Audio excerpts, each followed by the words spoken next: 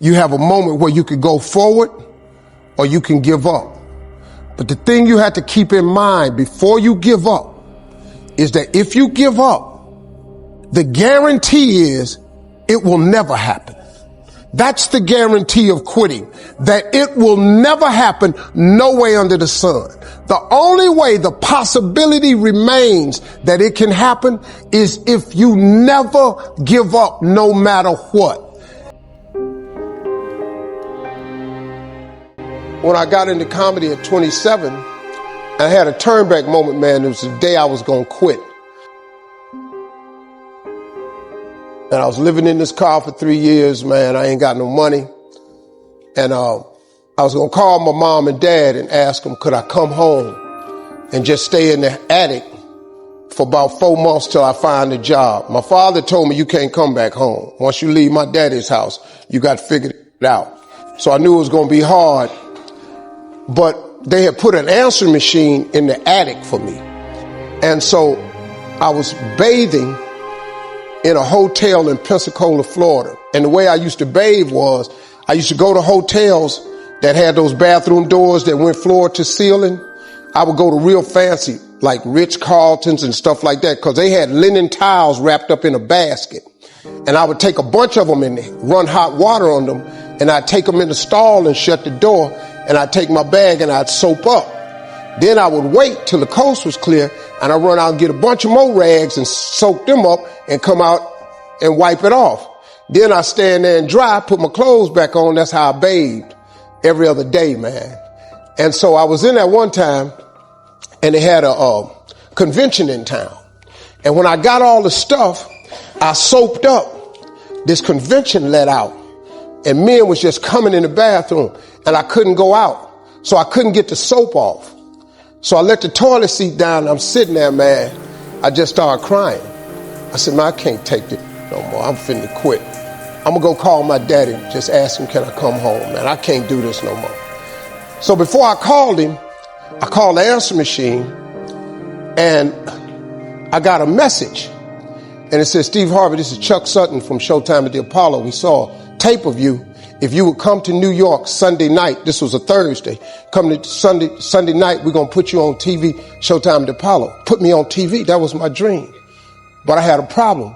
I had $25 and I couldn't get to New York. How was I going to get to New York with $25? So, and I went back in my car and I'm crying again. I said, man, God, I finally get a shot to get on TV and then I can't even go. I said, how could you do this to me? And I'm 30 something now, man. I've been waiting my whole life. So I said, man, let me call this machine back and just see if he said this Sunday. And I called it back and it said, Steve, this is Chuck Sutton from Showtime at the Apollo. We saw a tape. We have an opening for you Sunday. If you could get here, give me a call. Let me know. We'd love to put you on TV. So I got ready to hang up and I heard, boop, you have another message. And I punched in the code and the message said, Steve Harvey, this is Tom Sobel from the Comedy Caravan. I don't know where you are now, but I have a gig available for you in Jacksonville, Florida to pay you $150 Friday night. If you can make the gig, let me know. I'm in Pensacola. So I called Tom Sobel. He sends me to this gig to make $150. I go the next night, I make $150, but I was so funny, the club owner said, if you stay the next night, I'll pay you another $150. I got $300. I called Chuck Sutton back at the Apollo and said, hey man, I just got this message. If you still got room for me in New York, I'll do it. He said, yeah, come on. So I went to Eastern Airlines, bought a round trip ticket for $99 from Jacksonville, Florida to New York. Got to the Apollo. I said, hey man, I'm here. I got there at 11 o'clock in the morning. He said, you can't stay here because you don't come on to the late show tonight. I said, if you just let me stay in this building, man, I ain't gonna move around nothing. I ain't got nowhere to go. I got victim wrote all over me, man. So he said, all right, if you go upstairs, don't come down. So he put me in the dressing room on the 6th floor. So that's where all the comedians was. So I stayed up there. I got hungry around 3 o'clock, man. I couldn't take it no more. So I went back downstairs. I said, hey man, he said, man, I thought I told you don't come down them damn steps. I said, hey man, I'm just hungry, man. I said, let me go to that KFC I saw on the corner. Just let me get some chicken. I'll come right back. He said, man, if you ain't back in 20 minutes, you ain't getting in this building. So I went, bought me some chicken, came back. So the comedians started coming in the building. They started coming up on the 6th floor. I'm sitting there, another guy come in named Dwayne Johnson. Then this other dude walked in named Jamie Foxx. And I introduced myself. We don't know each other. Ain't none of us famous. It's 1991, man. I was on the last show of the night. I don't go on to 11 at night. I done had this 4 pieces of chicken. I'm starving, man. That chicken done wore off. I'm nervous, man. I'm about to throw up. Dwayne Johnson got booed off. Jamie Foxx went down there and got booed. They booed Jamie, then Jamie started singing. And then they started clapping. So I'm walking down the steps and I see Jamie sitting on the steps. I said, hey man, hang in there. He said, man, that ain't never happened to me before, man. This is crazy. This Jamie Foxx, man, one of the most talented people in all of comedy. And now, you don't even know how nervous I am, man. I can't even, my breathing is shot because these dudes been booed. So I walk out. I had wrote this joke. Mike Tyson had got in a fight in Harlem with this heavyweight named Mitch Green. Mike Tyson had hit the dude in the eye in the store.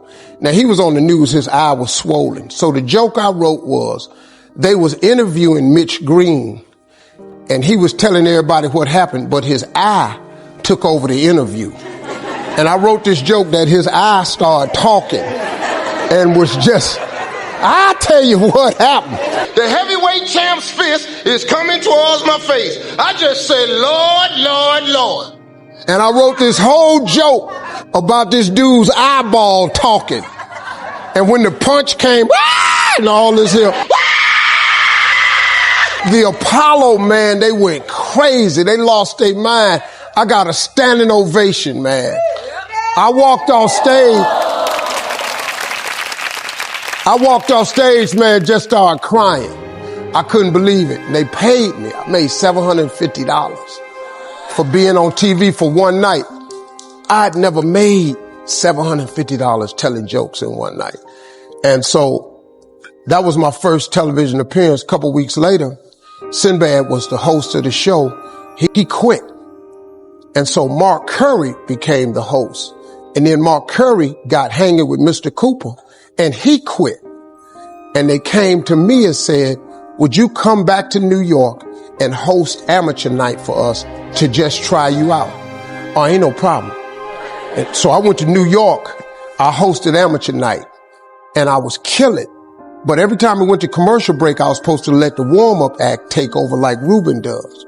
But I knew not to let the warm-up act do that because he would change the attitude of the crowd because the Apollo was a wild place. So I stayed out there. I did the warm-up and the hosting. And I created a bond with that audience. And that's how I got on TV. It was my very first TV show. I hosted Showtime at the Apollo. I ended up being the longest running host in the history of Showtime Apollo. I did that show for 8 years. Nobody ever did it for 8 years. And that was my turn back moment. See, in your life, everybody has a turn back moment. You have a moment where you can go forward or you can give up. But the thing you have to keep in mind before you give up is that if you give up, the guarantee is it will never happen. That's the guarantee of quitting, that it will never happen, no way under the sun. The only way the possibility remains that it can happen is if you never give up no matter what. When they told me I had to be in New York, I saw no way I could get there. But that God though, he make the phone ring. I end up in Florida, I make $300. Then I go to New York, I make $750. Almost got $1,000 out of nowhere. That's what happened to me. That was my moment of never giving up. That's when I first learned that faith was everything, that you have to remain faithful. I have been on television ever since that night right there.